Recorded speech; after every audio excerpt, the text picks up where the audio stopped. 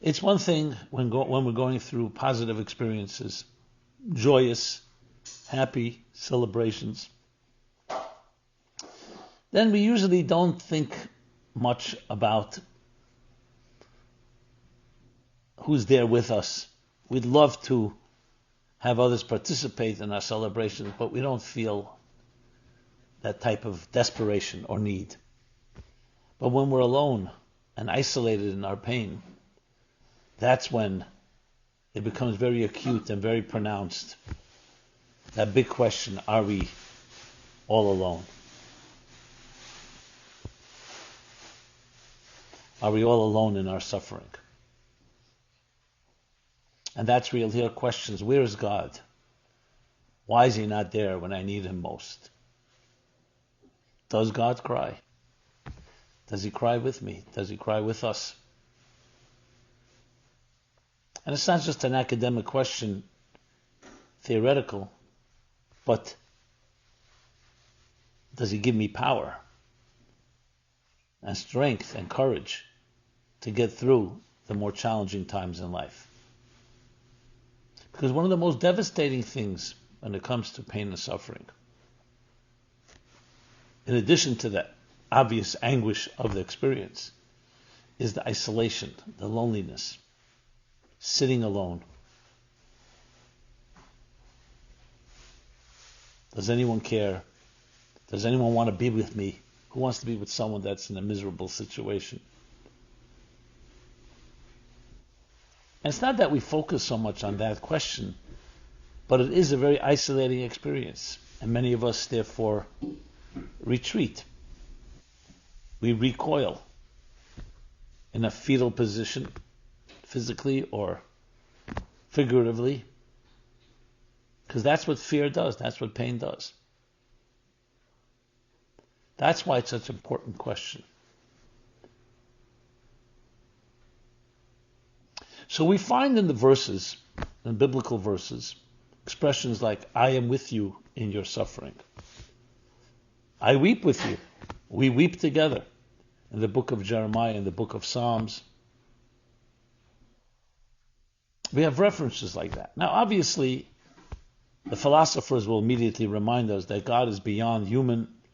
You cannot apply anthropomorphism to God.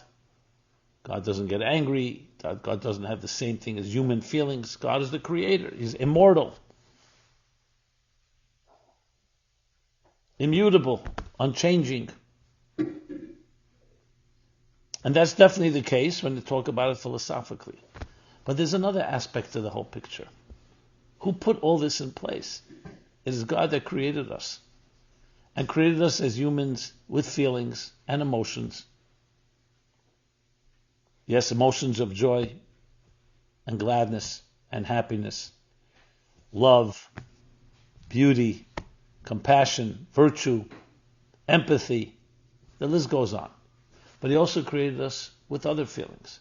We feel sad at times. When we have a loss, we cry. And that's the way it was meant to be. It's not a weakness. It's the way the human being was created. And being that we were created in the divine image, so there we have the question, does the divine image also cry?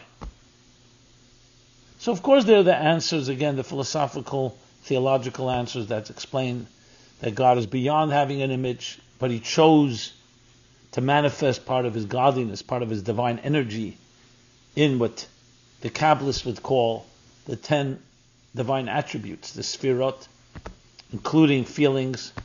So though he's beyond feelings, but he manifests part of him.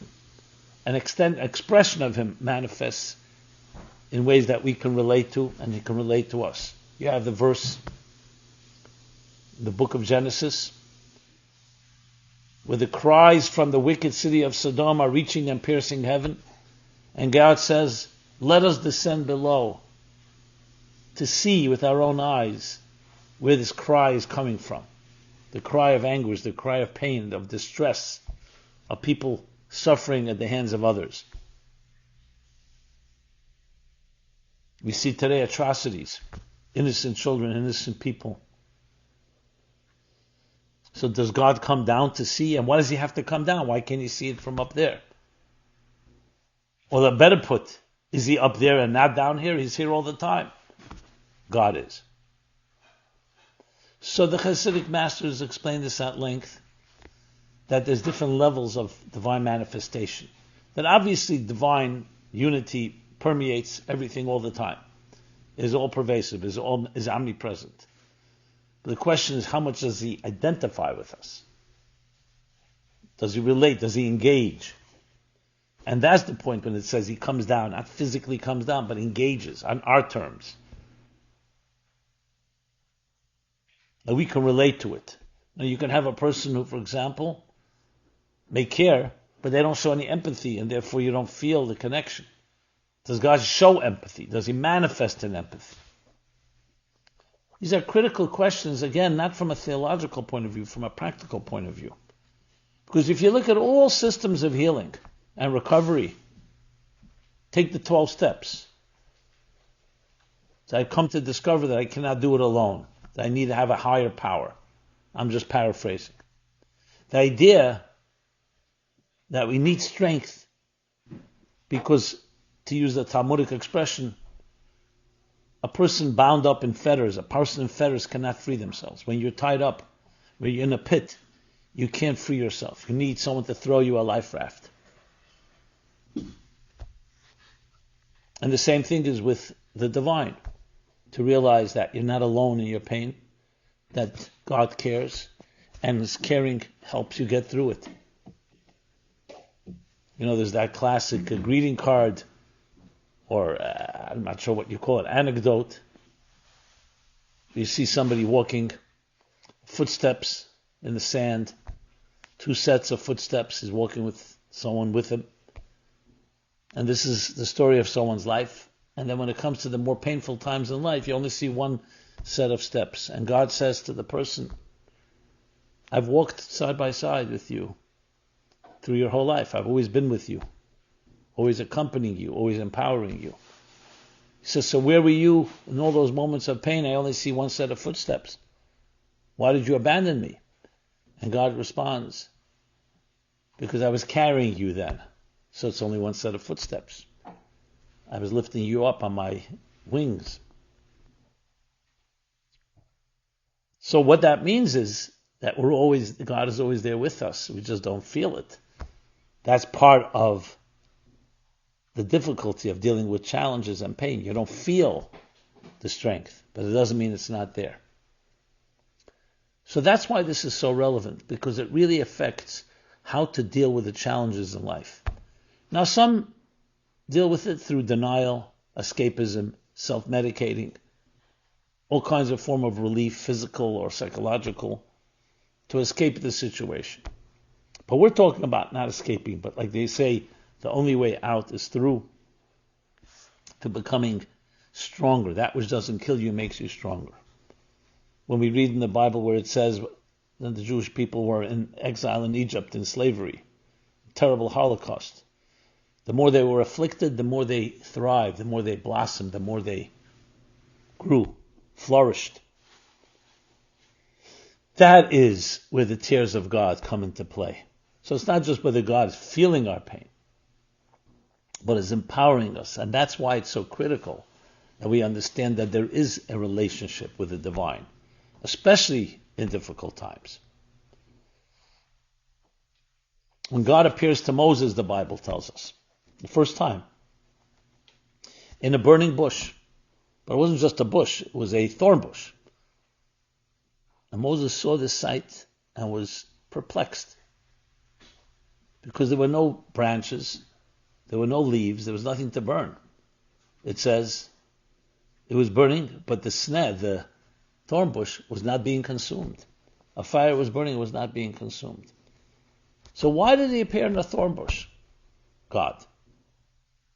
And the answer is a very powerful answer. You're appearing to Moses, appear in an apple tree, in a beautiful pasture. No, because God was anticipating the big question. Oh, you appear to me in beauty.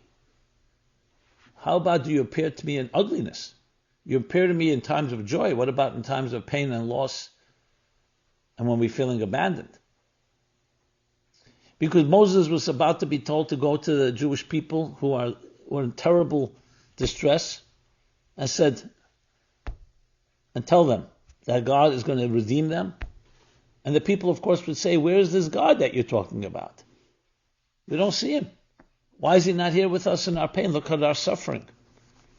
You think of history, people, innocent, children, being burned alive, being cremated, being gassed, being persecuted. Where's God? So God says to Moses, I'm not appearing to you in beauty, I'm appearing to you in a thorn bush to show you that I'm with you in your pain. Now, of course, the big $1 million question is, so why not just eliminate the pain? That deserves its own discussion.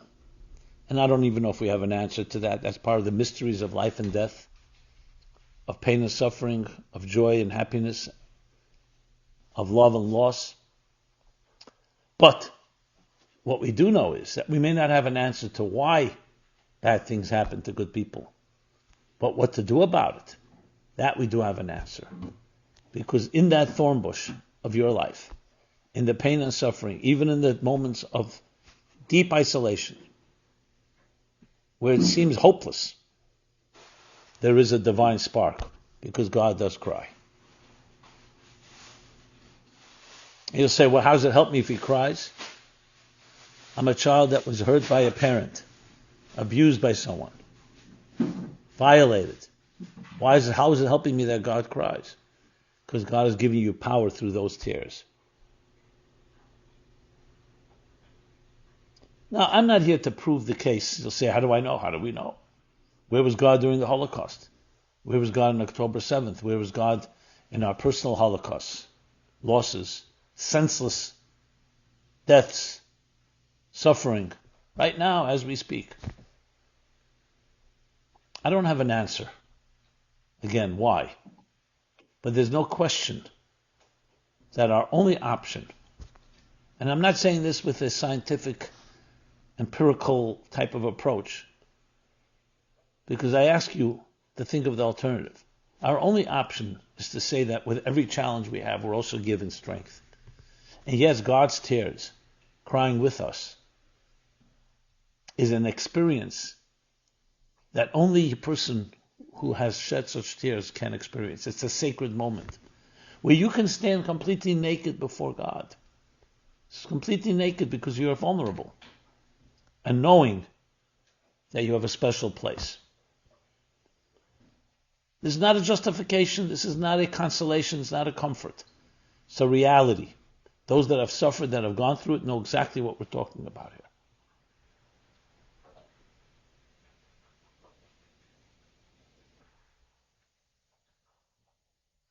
So when I visit people who have suffered, go on a call, a shiva call, or someone needs comfort, I never go with answers. I don't have answers. I go with that statement. We cry together. I don't have answers for you, but we can cry together. And God cries with us. And you say, well, why does he have to cry? Let him not do it. Let him prevent the whole thing in the first place. I don't have an answer to that, but he still cries. And it's extremely important to know that. There's something that happens when someone cries with you, and especially a divine cry. And what's the alternative? What's the alternative? The other alternative is that we're all alone. It's one big accident. And we just have to get through it. And some will say there's no justice altogether. So then why are you crying in the first place? The fact is, the very cry means there's something that's lacking, something you feel is wrong, something unjust about it. That's a healthy thing.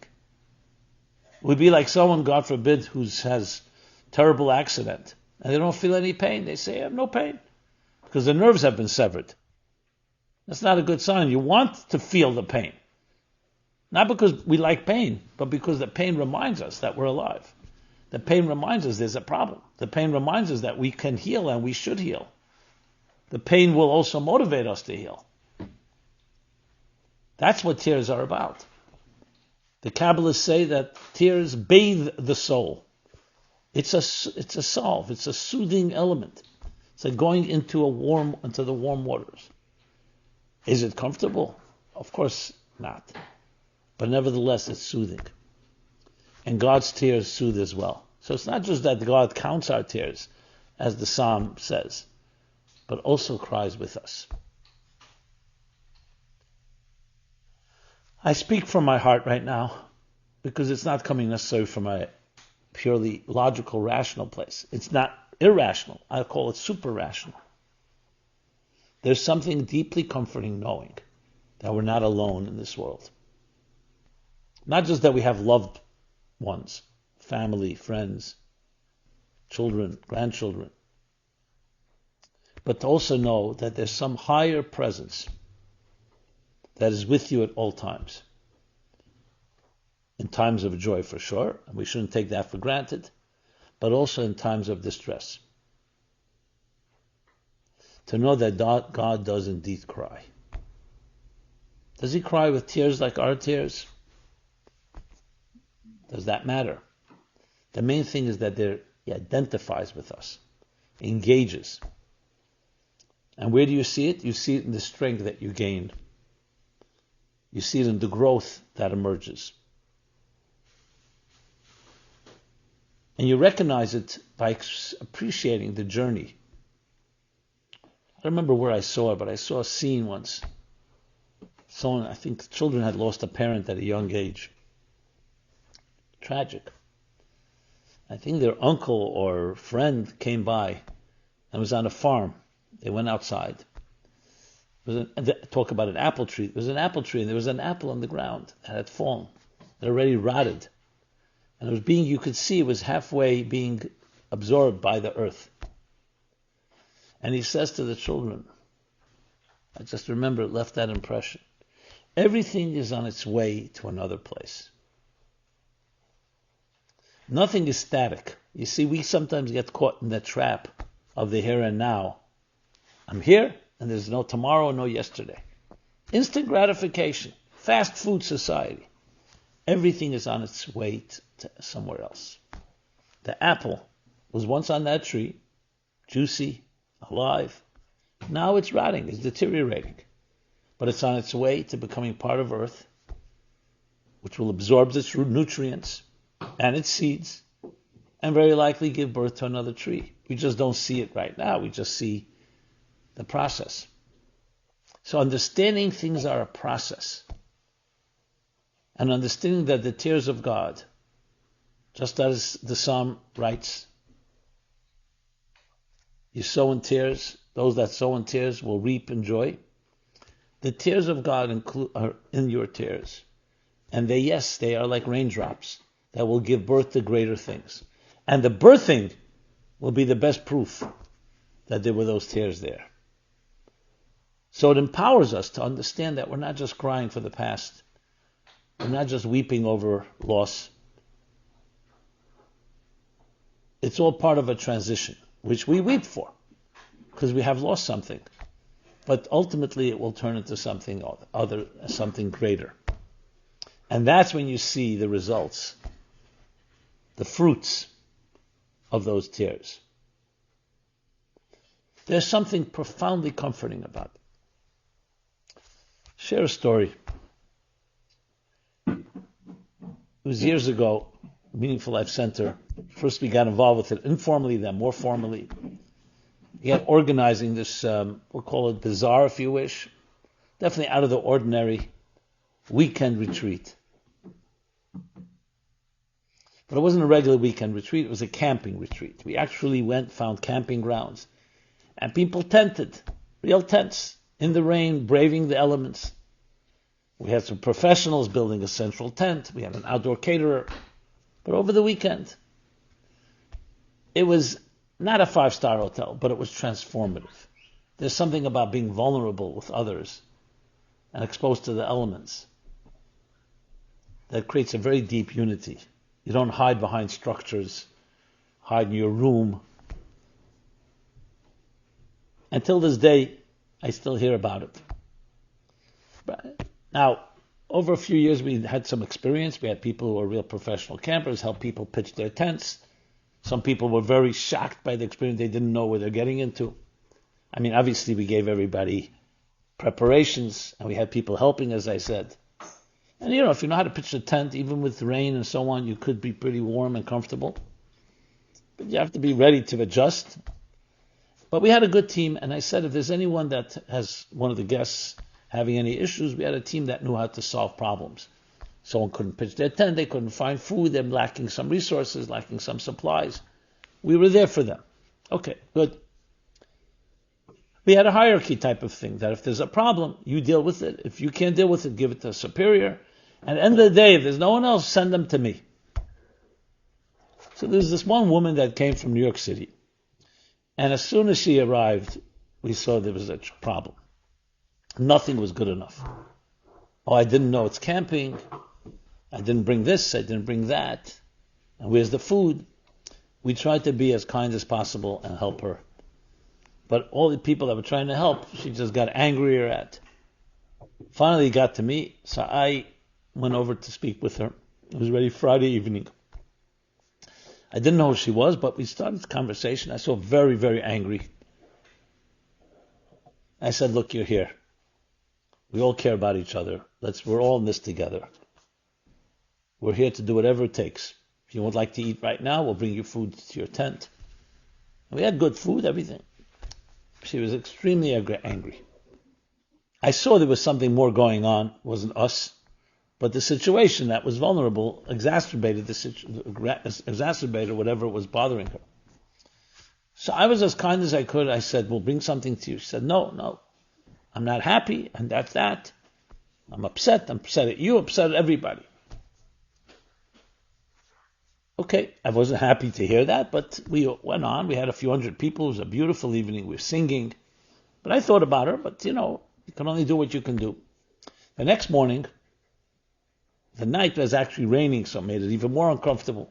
But the next morning, the sun was shining. It was a beautiful morning, at a camping setting. So it was like very fresh and clean. So we had the morning services, the Shabbat services, and I gave a talk before the service. Well, before the final service, after the Torah reading. And I saw that she appeared, and she was standing at the edge of the central tent, listening. And briefly, what I said was, in life, we all will go through challenging times. And those times, we should be there for each other to comfort each other. This was the week, it's called Shabbos Nachmu, the Shabbos of comfort. But here's the question. After the destruction of the temple, God sent the prophet to comfort the Jewish people. And the Jews said to God, or said to the prophet, I should say, why is God, he's the one that caused us to suffer. Why is he sending a messenger to comfort us? The one that caused us to suffer should comfort us himself.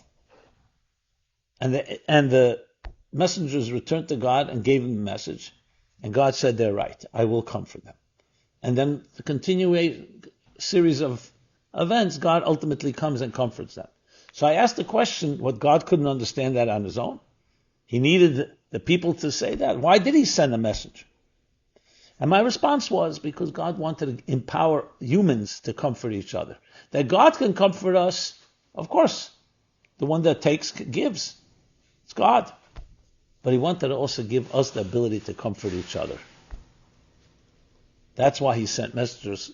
That's why we visit the sick. That's why we go and console people. You could say, 1 second, we're all mortals. How could one mortal console another? We're all in the same boat. We were given the power. We have the ability to comfort each other. Anyway, I elaborated a bit more. After I finished, a woman comes over to me. The one that was the night before was extremely aggravated. With tears in her eyes, she says to me, you've comforted me. Let me tell you what happened.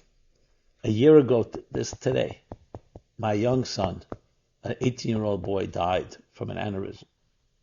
A year ago. Today is his first yard site. You can imagine how I felt. I came to this weekend because I felt maybe some escape, something. But I was extremely angry, extremely upset. Not at any of you. You've only been wonderful. And I'm glad you didn't take it personally. but it was just me. And then you say these words, and you didn't even know what happened with me. And I want to tell you, you did comfort me. We do have the power to comfort each other. And I said to her, do you think when God sent the messenger, it was just the messenger comforting? It was God giving the power, saying, I cry with you, but sometimes I send a messenger. Sometimes I come myself. This is a critical message in our times. We are not alone. We should not be afraid, because we have the power to be connected to something greater than ourselves, that in turn empowers us and gives us encouragement. And that there is a light at the end of the tunnel, and it's not the light of the oncoming train, a light of hope. So we need to have that conviction, that commitment to see it through. I always share the example of the Baal Shem Tov with the swindling staircase. In Yiddish, it's called Schwindeltreppe. It's called swindling. What's swindling? Because a spiral staircase swindles you into thinking that you're not reaching your destination. You know, a direct staircase, it may be many steps, but you see the destination at some point. A spiral staircase, you keep making turns, and your back is faced to the destination. So right before you reach the apex, your back is turned. You may say to yourself, no progress, I've reached nowhere. All my efforts, I'm still with my back to, I don't see the destination. And sometimes you get stuck right there. No, see it through. One more turn, and you're all the way to the top.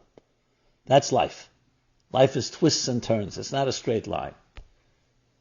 And in those twists and turns, there's the power that we get, the divine power in our divine image, and then also the power even when there's tears. So God's tears actually have tremendous empowering resources. And especially in these times, not just that we're in the 9 days, which is the saddest period in the Jewish calendar, but you see the events, the threats from Iran, its proxies, innocent people under threat. And you ask yourself, why? What did they do? Well, it's not the first time in history. That doesn't comfort us. What comforts us is that we know that we have this strength and we will prevail. And good people will see it through. And all of us have to know not to be afraid. We have to be prudent. We have to prepare ourselves, do whatever it takes to defend ourselves or to go on the offense when necessary, which sometimes the best defense is offense. But to know in our hearts and souls that we have higher strength, we have divine strength. And in our tears as well, in our cries, is also the tears of God. And those tears will give birth to beautiful fruit and permanent fruit, to the point where the prophet says there will be, wipe off your tears, your tears will be wiped off your face. God will wipe off the tears from all face. There will be no more pain and suffering, only joy and celebration. Amen. This has been Simon Jacobson. MeaningfulLife.com is our website where you can find this and many other programs. Please subscribe to our offerings, to our YouTube channel. Check out our website. Many different and a full array of materials, videos, text, audio, you name it, that addresses the entire spectrum of life. And please share your thoughts, and please share this with others. I'd love to hear your feedback, your comments, your suggestions. Be blessed and be well. This program is brought to you by the Meaningful Life Center. Please help us continue our programs. Make even a small contribution at meaningfullife.com/donate.